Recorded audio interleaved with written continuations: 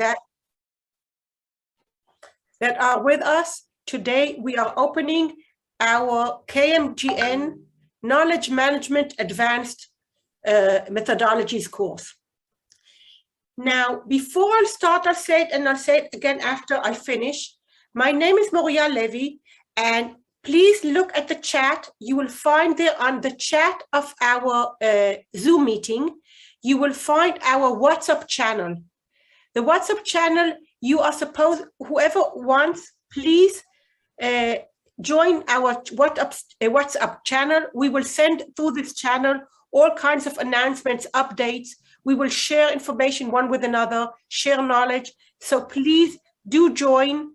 I put on the chat, I put the details of the WhatsApp, and I will remind you again and again. So please be part of us and join us also on WhatsApp. Okay. Where did I lose my? I will start.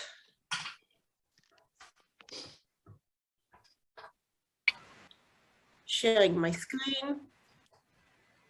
And here we go. Welcome everyone to the KM Advanced Methodologies course.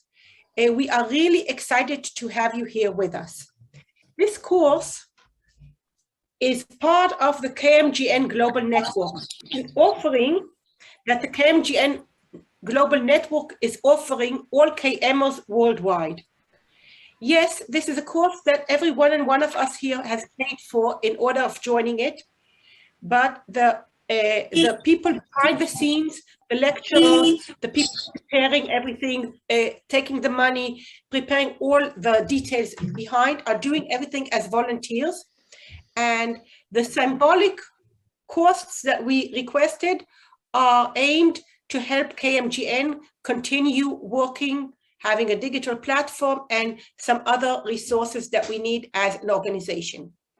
A few words about KMGN. It was established almost a decade ago, and it consists of organizations and countries, and in the near future also people that don't have KM organizations in their country and they want to represent their organizations. And we all are here together, a KM global network, trying to make a better world through KM. So I won't be speaking too much about KMGN. Whoever wants to hear more details, we will be more than happy if each one and one of you, if you don't know what KMGN is, come and ask us after the course, after the session.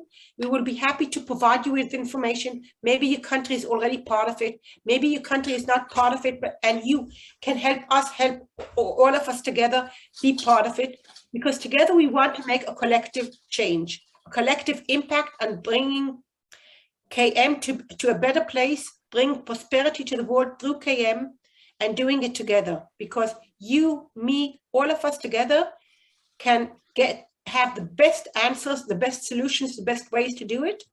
And you, me, and we together can make this change. So that's a few words about KMGN.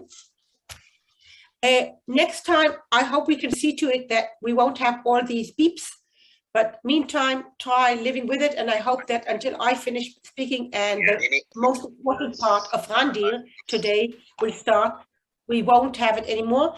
Anat, can you please mute everyone? And okay, that's okay. You hear me? Yes. Okay, so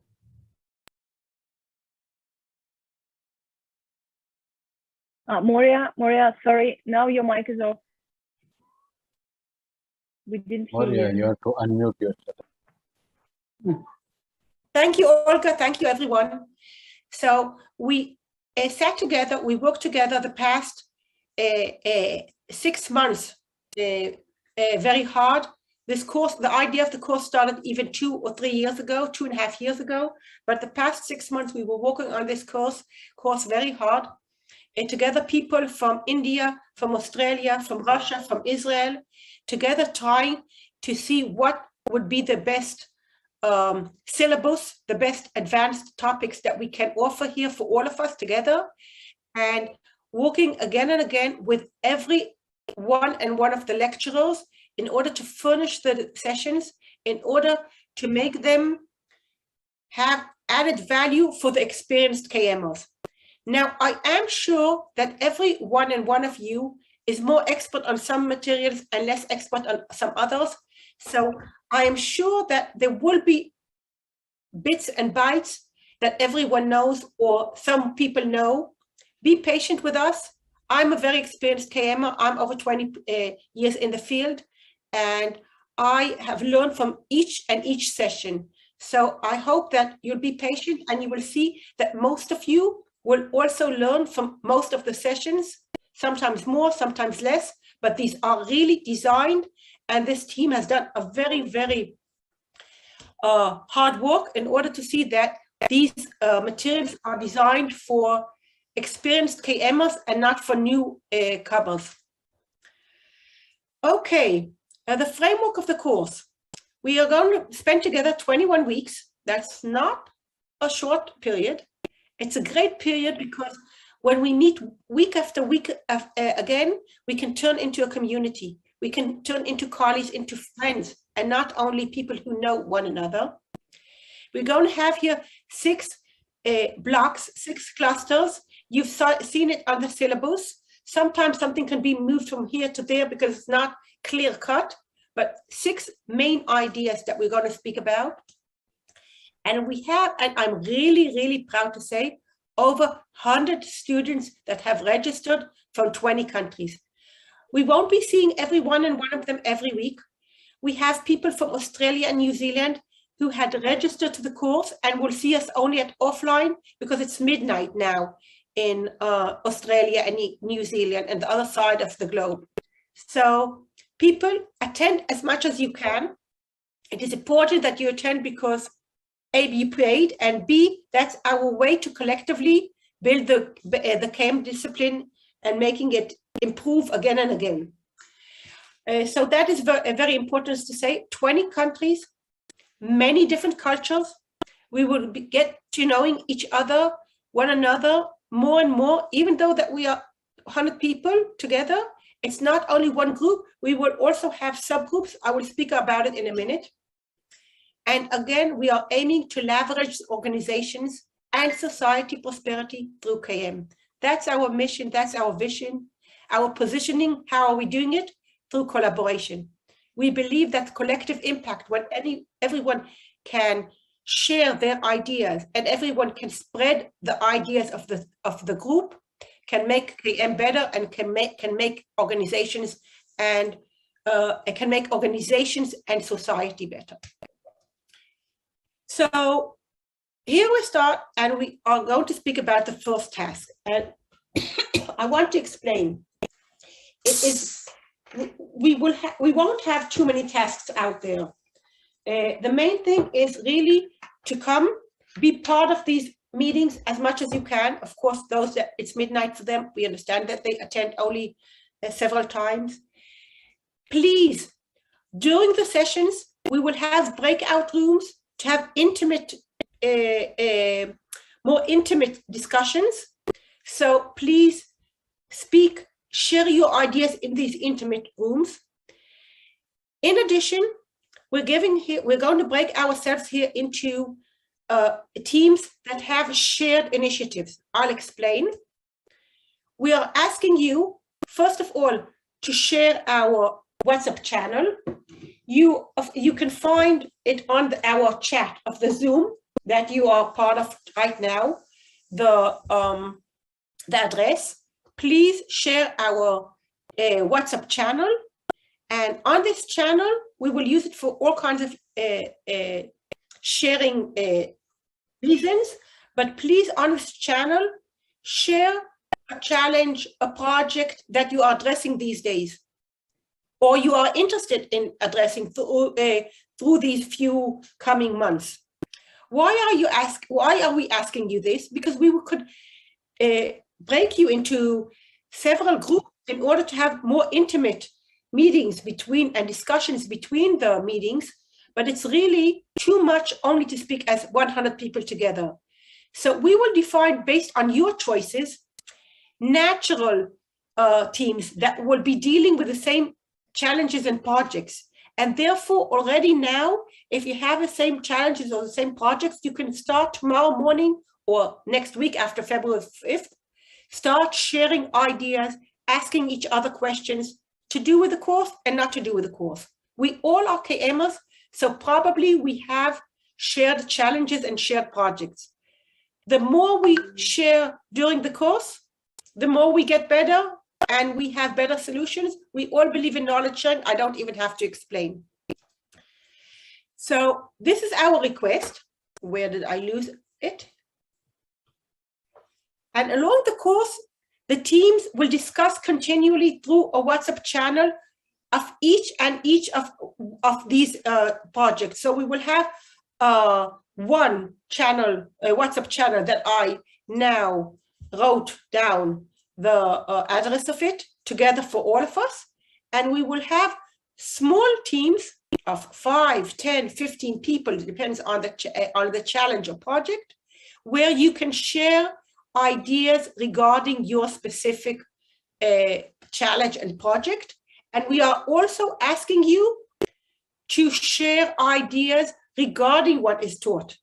So by speaking also not only about the project, but how what was taught some week can help the project, can influence the project, can help us all also better understand and also better implement.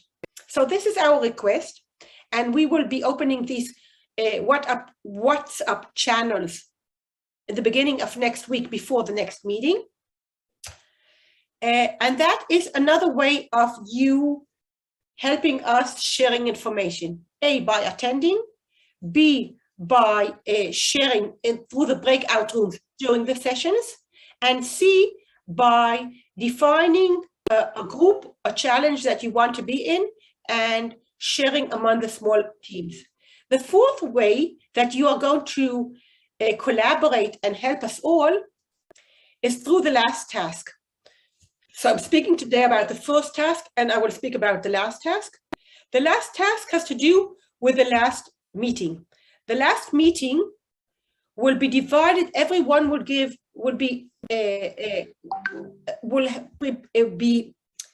requested to prepare one slide speaking about what is his or her, your takeaways from this course, and what are the impacts, and what are you going to do tomorrow morning differently with the materials that you took from the course. So maybe one will take the creativity, and one will take the critical thinking, and one will take the lessons learned the day after, and maybe one will take 3 of the things. And we want each one and one of you to state, what am I going to do? What are my takeaways, and what am I going to do as regarding of what was taught in the course? Those who are shy will only prepare a slide and they won't have to present it. Those who are not shy, we will ask you one by one, less than a minute each, to show us the slide and to tell us what you're doing. I will be collecting all these slides. We will speak about it again and again, of course, before the last meeting. So when we come to the last meeting, I will have one deck with integrated 60, 80, 100 slides, and we will run through them and see what are the takeaways, what are the impacts, what are people doing with what was taught. Why are we requesting this? A, because it helps each and one of us learn better if we have to take what was taught and see how we use it and implement it. And B, as we all deal with KM projects and KM challenges, it will give us all additional ideas to what we can do based on what other people have suggested. So again, it's another way of collaboration, and that is our position. Through collaboration, we better make a collective impact, bringing value proposition, a better world, better prosperity through KM. Who is going to lecture? So it's not going to be my course. I'm Moria Levy from Israel. I am the manager. I'm, by the way, the chair of KMGN for 2022, but that's only by the way. We have here people Arthur from Australia, Balaji from India, Olga from Russia, Rudy from India, Vadim from Russia, Saleh, Bill, David, Rinat, Stuart, Vincent, Brad, Joan, Randy, from all kinds of places around the world. So these people come from almost all continents. And we tried bringing you best of breed, best of expertise on knowledge management. So we did our best and we hope we succeed. Welcome everyone. And here I'm stop sharing and inviting Randhir to start his share 2:15, 2:16, 1:16 UTM time. Please, Randhir, you may start. Thank you, Moria.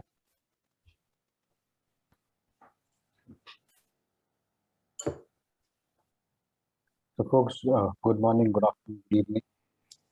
As Moria has explained, there will be a series of sessions that will be talking on different aspects of knowledge management, and I am glad and honored to be the first of the lecturers to start off this session.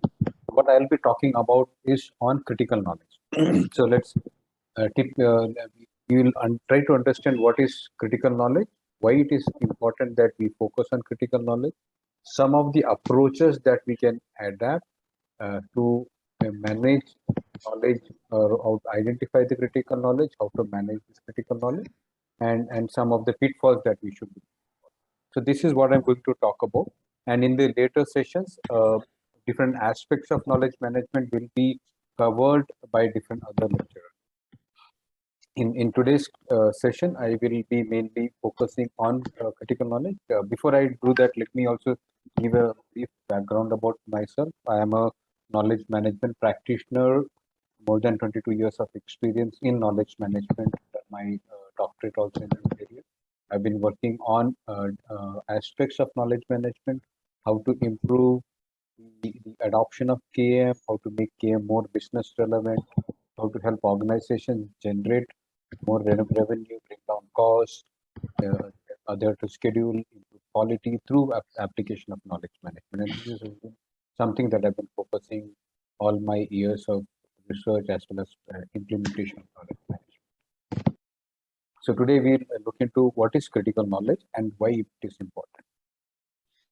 Now, before we get into it, let's understand the current situation of KM and the need for change. I mean, majority of them, I'm assuming, have been working on knowledge management for years.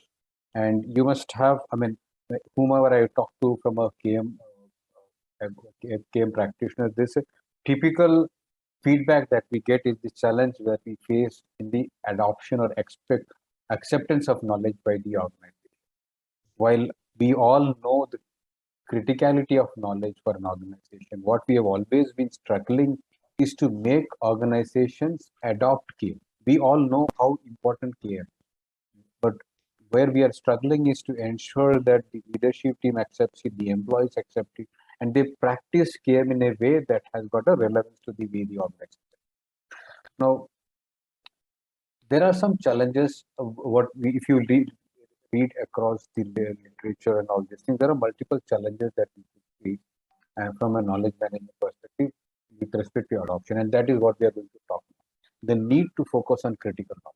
Now, when we get into knowledge management, if you ask anyone who is going to practice or implement KM techniques and all these things, the first thing that person would most probably would say is that, okay, I'm going to set up a committee of practice, or I'm going to set up lessons learned programs or knowledge sharing sessions. Now, if you see, we don't have a thought process on what we are going to do, what specific aspect of knowledge are we going to talk about. Our focus doesn't come on knowledge, but our focus come on the practices that we are talking about. Okay, and I may be wrong if I generalize it. There are many of us who try to connect KM with business goals. They go through a systematic approach of, okay, when someone says, okay, when implement a KM program, you take a step back and you say, okay, I will implement, but first tell me what you want. What is your goal? What is the business you are into? And then from there, you build one by one, step by step, so that this properly connected till your metrics part. Some of us do, not all of us, or that is what I would like to say. Now, see, it is very important that we move ourselves from KM, that is a nice to have, to must have function.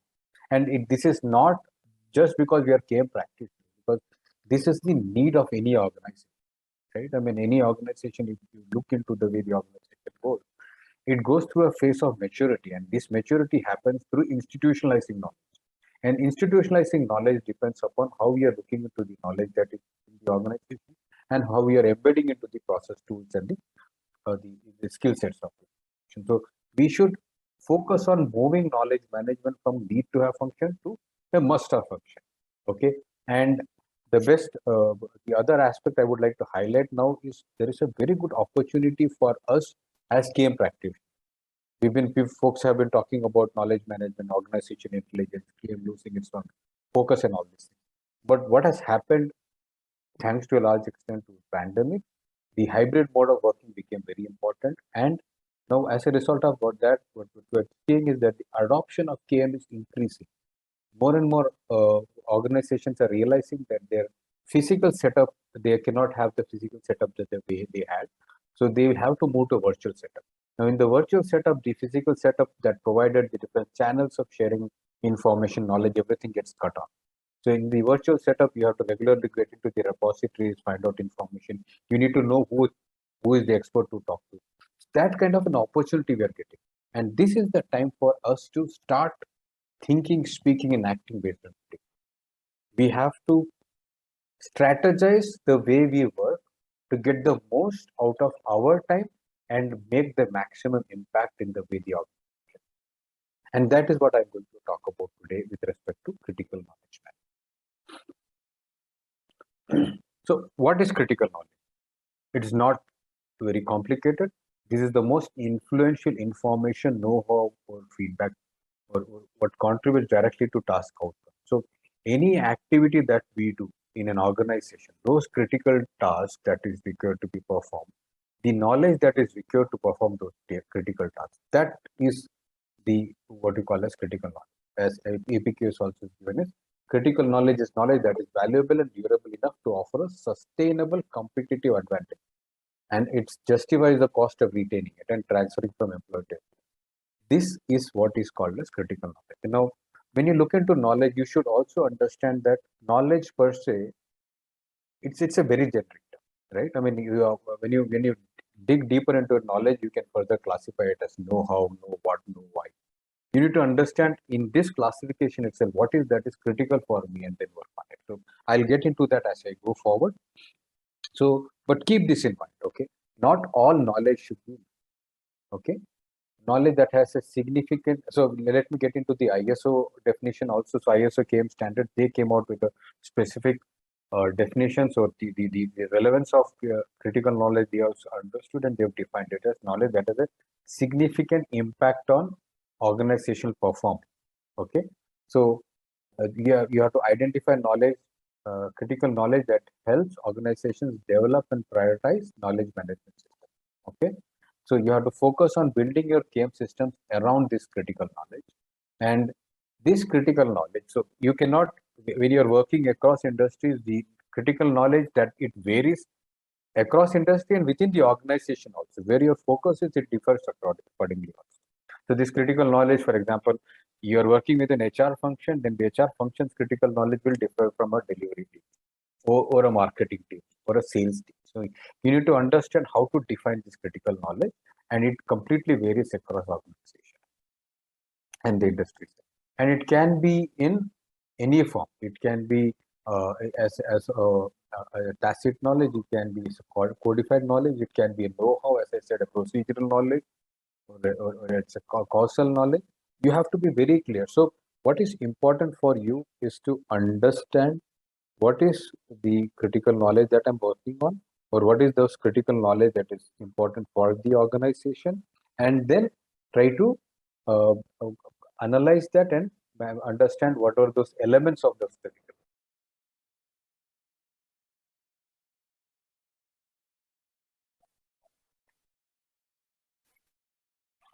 Okay, now why we are talking about critical knowledge? I think by this time you must have got a pretty good idea about what I'm talking about critical knowledge. This critical knowledge, to a large extent, gives an organization's competitive advantage. Okay, it can be at an organization level, or at a group level, at an org level. It gives a competitive advantage. When losing out this knowledge will have a huge impact on the organization.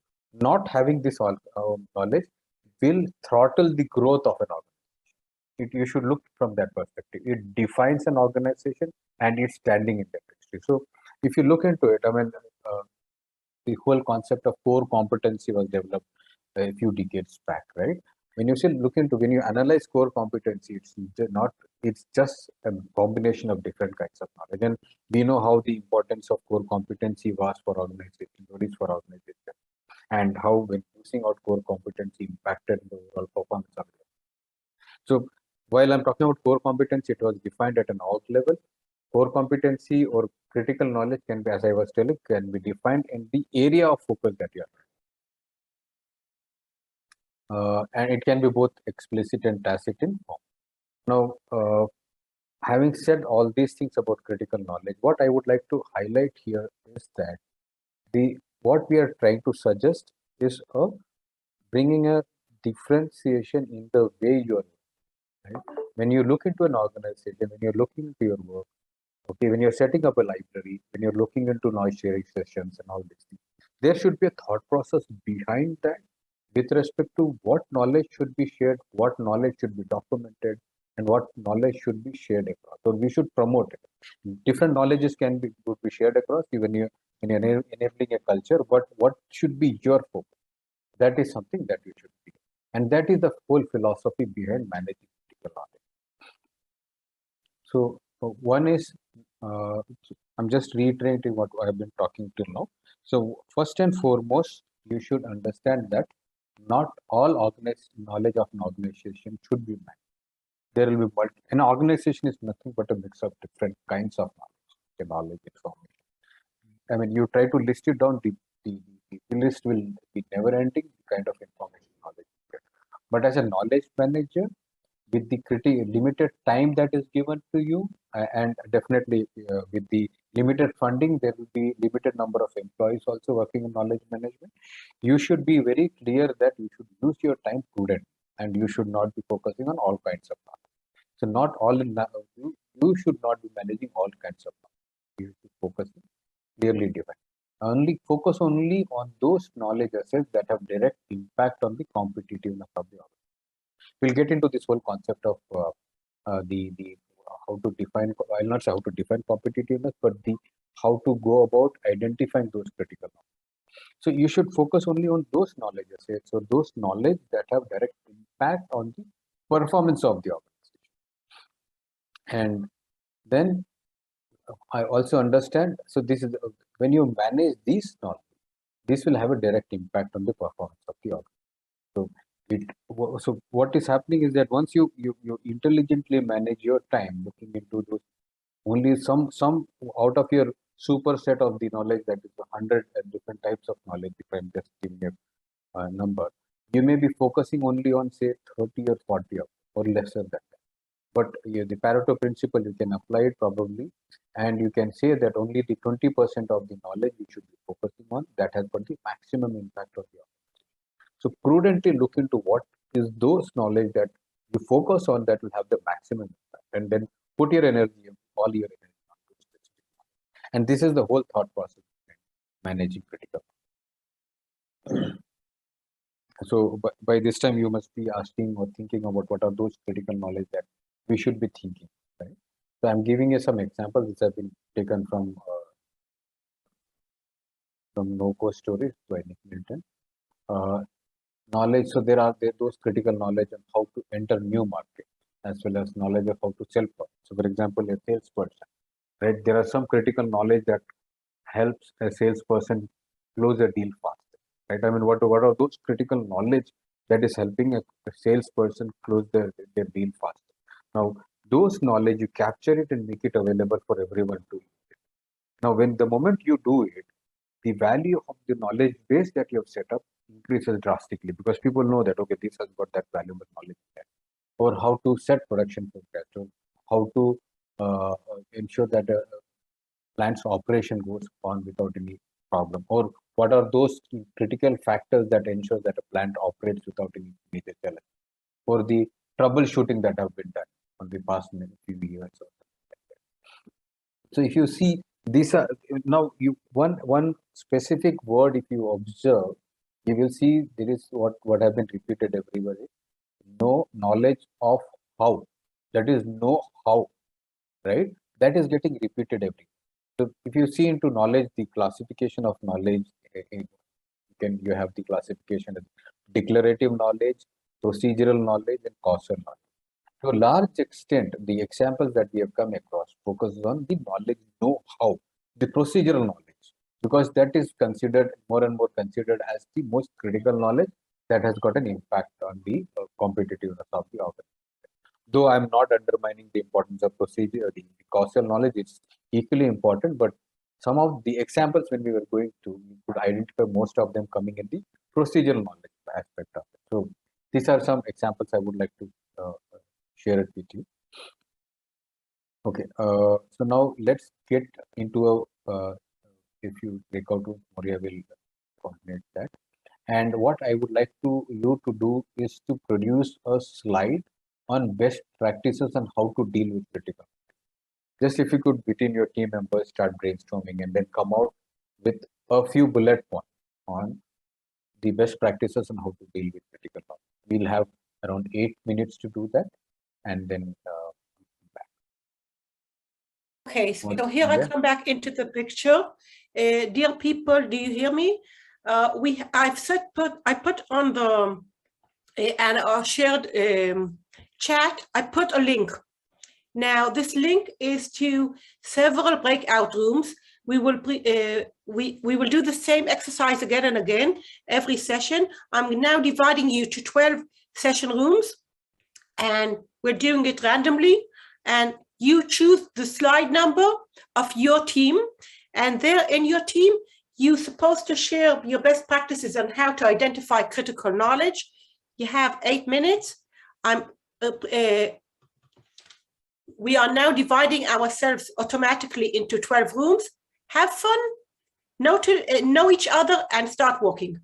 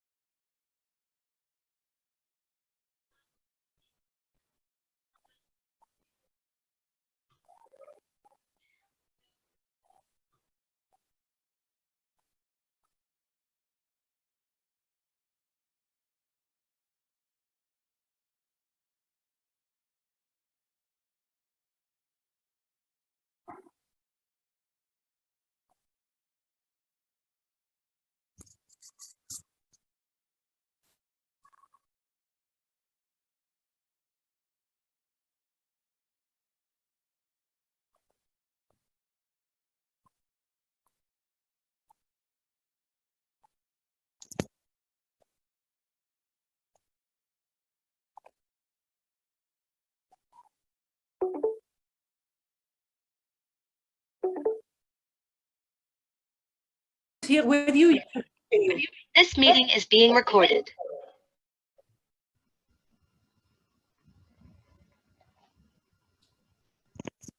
Yeah.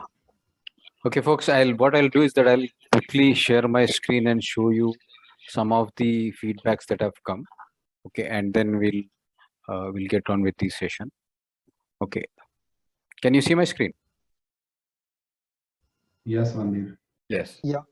So okay, let me start with the first one. Would start with core competence of corporate and focus on the core processes. Excellent. What is the critical knowledge path that runs through the code that allows you to provide the outcome you desire? Start with the strategy and identify what is needed to accomplish. Excellent, excellent. This is very good. Room number 2. Critical knowledge has to come from not from. Okay, there is a challenge here. It has to come. See, stakeholders are not knowledge managers. They don't think from a knowledge perspective. We are, as consultants, we'll have to help them out. They know where the business has to go, what has the business has to do it. We have to handhold them in the implementation part. Okay, let me quickly jump. Critical knowledge has to come from not. Okay, that was, I read it already. Discussion with people who provide services to customers at front end. What is the most important? Agents who talk to customers, making sure that is up to date. Very good. This is one of the approaches that is being suggested. And involve business in identifying, connect with our goals, outcomes, knowledge which influences to long term. Yes, same approach that we are talking about. Connect with our goals, knowledge which influence to long-term client relations, knowledge which influence to innovation. Yes, these are some elements of it.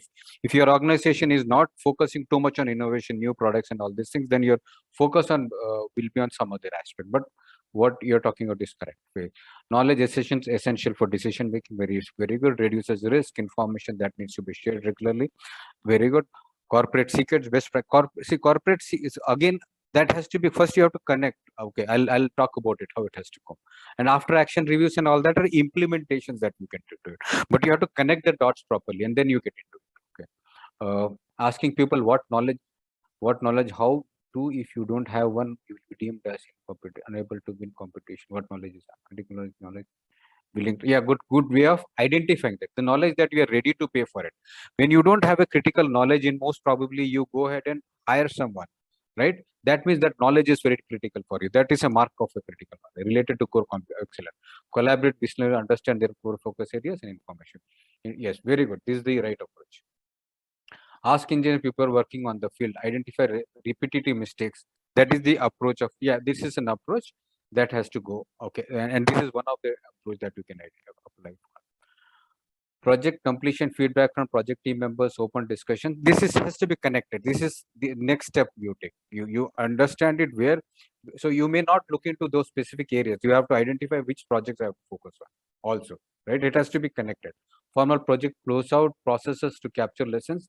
These are actual implementation, but I'll take you to the process that has to be followed. Okay, identify company goals and knowledge that support directly these goals. Discussions, interviews, very good. Identify the areas where the knowledge is missing, address these areas. Very good. Fantastic. That defines the systematic way of taking. Most search knowledge, one-on-one interviews. Yes, this is a very good way of doing it. Okay. Most search knowledge, one-on-one key stakeholders. Very good. Okay. If a knowledge gap adversely impacts customers, high possibility it is critical knowledge. Good way of looking at it. Analyze company strategy, goals, values, and products. So you're basically coming from goals of the organization. Then you but goals, strategies, values, you have to completely. Don't make it very confusing. Keep it simple. Okay. Look at mission critical business processes and the knowledge needed. Very good. That is a good way of doing it. Okay. So thanks for some very good ideas are coming out.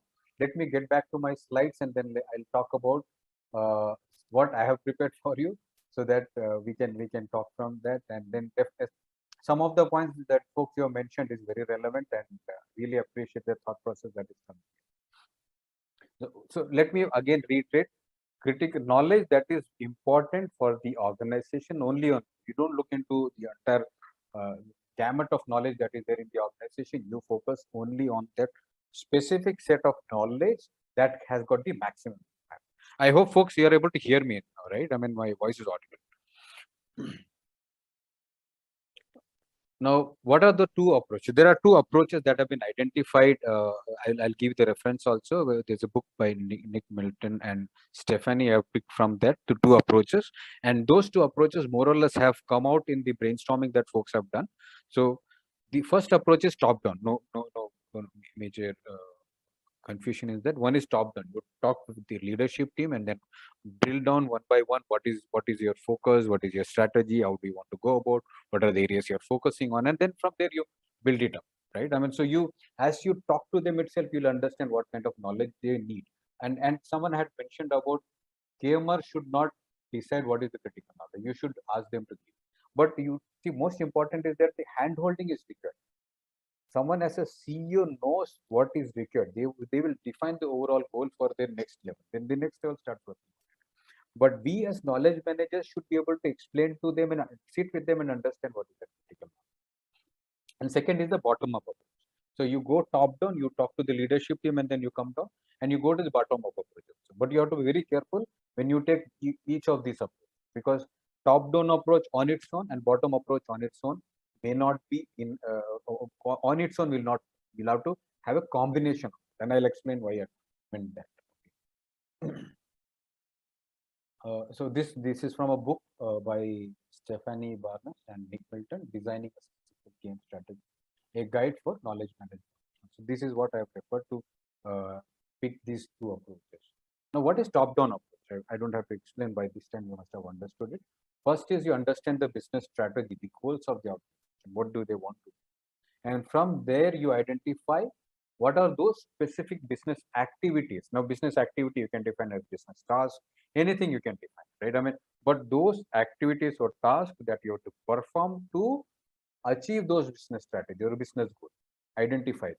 And then from there you call out those critical knowledge which is required to do those business or achieve those, perform those activities, right? So for example, I have to say I want to get into a new geography. An example I will show you in some time. I want to get into a new geography. So you can't just get into a new geography. You need to know, you have to have deep knowledge about how business is done in that geography. What are those specific needs of those folks in that geography, right? So you need, when I say specific needs, that's a knowledge that you're talking about, right? What are those cultural aspects that I should be clear when I do business there? So that is nothing but knowledge. So when we understand, okay, my company is trying to get into this specific geography, but do we have that knowledge for that? And when we talk from that perspective, we are actually talking the language of the business leader, or they will want to talk to you. They will say, oh yeah, this is a challenge for me. I didn't realize it, but this is good. If you can build me something on this stuff, it will be good. So you are then defining the critical knowledge that is required for the business, right? So that is the top-down approach. So some questions that you should be clear about when you are talking about this critical knowledge. So what are the goals or core operational strategy for your part of the business? Now you see your part of the business is mentioned, right? So this is very critical, and what we should understand is that when we talk about critical knowledge, it is depending upon which group you are working. For example, your KM has been set up only with respect to the sales team, or only with respect to the delivery team, or with respect to the HR team itself, right? I mean, the HR team is the only team that has said, okay, we need to have a KM function for us. So then your questions will differ based on that. Okay, so your part of the business, what competencies do we need to have to deliver on them? What are the core competencies or the key competencies that is required? And what do we need to know to be competent enough to work on that critical knowledge? So this is how you will be able to find out this critical knowledge. Okay? And now to act on the critical knowledge. So I know what are those critical. I have understood it. Now you go ahead and analyze those critical knowledge, right? So I basically, what someone says that I want to get into specific geography, then you need to understand, do we have that knowledge, right? How much of a difference if you don't have this knowledge it is going to make us, right? And is this knowledge available already? Do we have experts who are having this knowledge so that we kind of convert that or record those knowledge and make it available? Or do we have to acquire it? And if you remember, if you see, in many cases, this acquired knowledge, if you have a HR team, that is that they do a human resource planning as part of their yearly projection. And this is essentially what they are doing is they are doing knowledge management. They are trying to identify, okay, these are some folks required for the organization, but we don't have them. Let us hire. So they are acquiring that knowledge. Or you don't have a, you try to get a knowledge base of articles or something like that, that is relevant for you, right? I mean, for example, you may go and license some journal database that is relevant for you. And how widespread is this knowledge, or how widespread it should be? So for example, this knowledge is critical for this organization, but it is only available in a specific silo, and that silo which is not getting shared across. So we need to then work on that. So that, if you see, those interventions are now coming up, right? When you ask these questions, your interventions, you will start planning based on that. Okay. And then how mature is the area? So I may be working on a very brand new, right? And there is no knowledge outside also. I cannot acquire it. So then your whole intervention mechanism will change into generating knowledge this way, this critical thing, right? So these are some questions that you should be asking. Now the bottom approach, okay, bottom up approach, as many of you have pointed out, it focuses on asking the people on the field, okay, the knowledge that helps them perform their job, right? The answers will, so this also will vary based on the person, and you have to focus on the know-how part of it, okay, that specific information, how to do that part of it, and most probably you will get only the know-how from them. They will say, okay, I don't know how to do this. I'm going to meet a sales person. I don't know how to convert this person into our prospect into a client, right? So this is mostly will be know-how, and calibrate this response with those obtained from top down. As I was talking, you cannot have a bottom up or a top down on its own. You'll have to work both of them together, right? And then identify the critical knowledge. Okay. So engaging knowledge workers in the early stage will help ensuring their support. So when you talk to people who are on the field, take their feedback, build your KM system. And similarly, when you talk to the leadership team, get their feedback and build this system, what will happen is that you will have a support that is coming from both the sides, right? So that is the kind of approach that you should be adopting as part of your knowledge management. Only top-down approach, what will happen is that you will understand the critical, but defining it in terms of know-how, know why, you will struggle. When you go from a bottom-up approach, you find out what they are looking for. But when you have the top-down approach also aligned with your bottom-up, whatever information knowledge they are looking for, it will help you find out which are those critical. So when I say we will identify what are those critical ones, there are two specific aspects that have been mentioned here. One is the importance of knowledge. How important this knowledge is for you. Whether this knowledge is very important. If you lose out this knowledge, whether it will impact you or not. So that gives you, okay, these are the different kinds of knowledge from a strategy perspective that is important for you. Now, how urgent it is. Do I want it immediately or next year or then after 6 months? So you have your strategy, your goals defined, and then you will know, okay, this is the time frame when this knowledge is triggered, this specific knowledge. Okay. So one is you will find out what all knowledge is important. Second, you will be able to classify them based on the urgency. So you can decide when I have to focus on each of these knowledge. So this is this way. So if you see now, interestingly, we went from saying that not all knowledge is required, there is only critical knowledge. Then we are also saying not all critical knowledge is required. You can classify this further and identify what should I focus on. So this will give you laser sharp focus on the specific burning problems of the organization and work on it, right? So your Pareto principle of you 80-20, you focus on those 20, and in that 20 itself, then further you're classifying it. Which should I pick up now? Which should I pick up later? That kind of class. Now, there is a Kaplan strategy map, and I will just show you quickly, take you through this mapping, and then I will close. So you start with your vision, to be the #1 hospital construction company in the world. Then from there, the strategic element. So you will have multiple strategies. When you want to be #1 hospital construction company in the world, then you will also talk about which all geographies should I go. So you pick up the geography of Australia and New Zealand, right? So then you're saying I have to have a profitable business in Australia and New Zealand, right? So then you try to develop the understanding of what all is required. What do you mean by profitable business? What do you mean by the understanding of customer? You need to have understanding of customers. Then you need to build what it means is that you need to have competencies across these areas. So you as a KM person, what you will be focusing on is action learning programs or knowledge sharing sessions in this area, in this specific area. So you go step by step and you identify. Now, mind you, this is not sequential. In the sense, you may focus on critical knowledge in this specific area, you may focus on critical knowledge in this specific area or in this specific area. Okay, sorry, not the specific area, on the financial objectives, on the customer objectives. You will try to identify and you are involved in those specific areas also. Okay. So critical knowledge defines the strategic area to act upon. So this Bill will be talking in the next session, if I'm not wrong, so you'll be able to go Yes, Bill will be speaking next time, and Yeah. that would be easier. It would Right. link things together. You know, we have to end in a minute, so Yeah. So I'm just sharing you some of these aspects which were mentioned here. One is some of the challenges that you should completely focus on. In this, let me talk about expert culture. Typically, you say that expert culture is important, but you should be clear that too much of an expert culture at times ends up creating silos and doesn't ensure institutional knowledge getting created. So you should be careful about it. Let me end my session here because I'll have to hand it over to Moria. Yeah, Moria. yes, Larry will take questions in a few minutes. So those who want to have to leave us, will leave, and we will continue a few minutes with questions.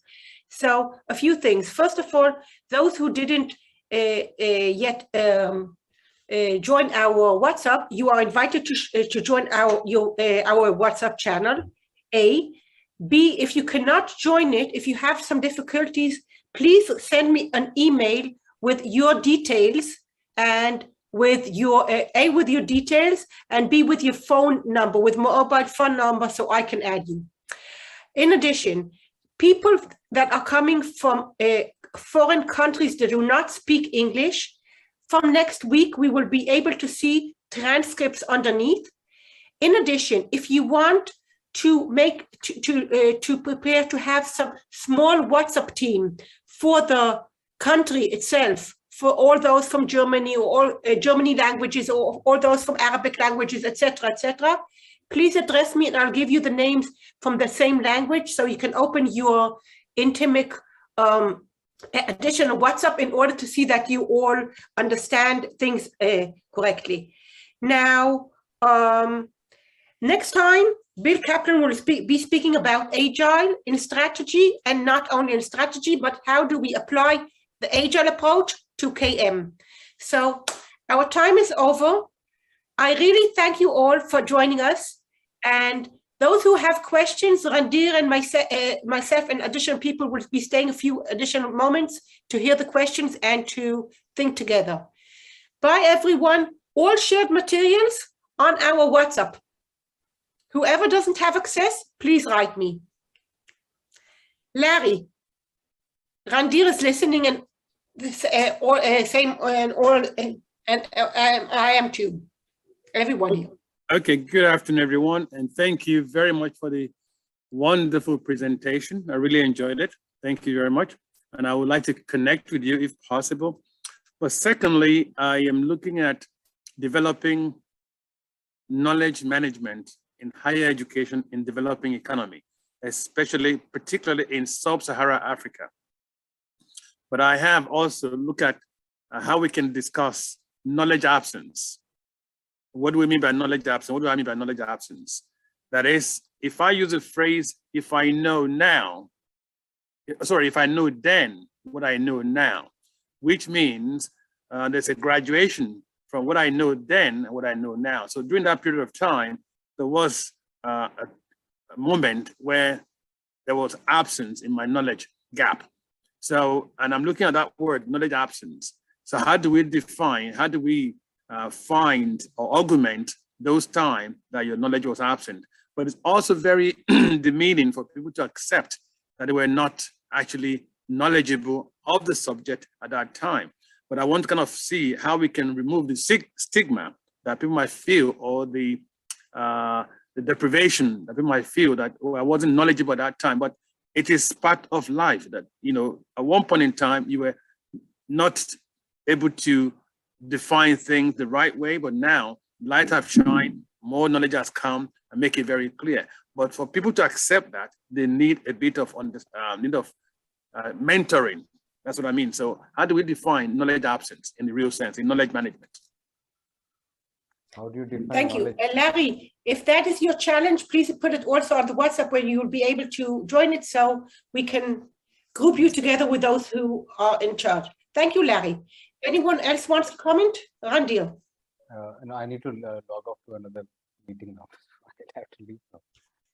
So thank you, Randir. Thank you, everyone. Moria, All the different places around the globe that I see. How do I Africa, answer US, Europe. Moria, just one question and I log off. How do I answer to some of the questions that have come in the chat? How do you answer the channel? Through our WhatsApp. Okay, fine. I'll do that. Thank you. Bye, Moria. Thank you for good morning. The way we like to end these sessions, good morning, good evening, good night, good day. Bye all. Bye. Bye everyone. Thanks, Randir. Bye-bye, everyone. Bye. Bye. Thank Thank you you very very much. much. You guys. Bye, everyone. Bye. See you next See you time. next week. See you next week. Thank you. Great way to start the new year. Bye-bye, Happy everyone. Chinese Day. Bye all. See you. Bye.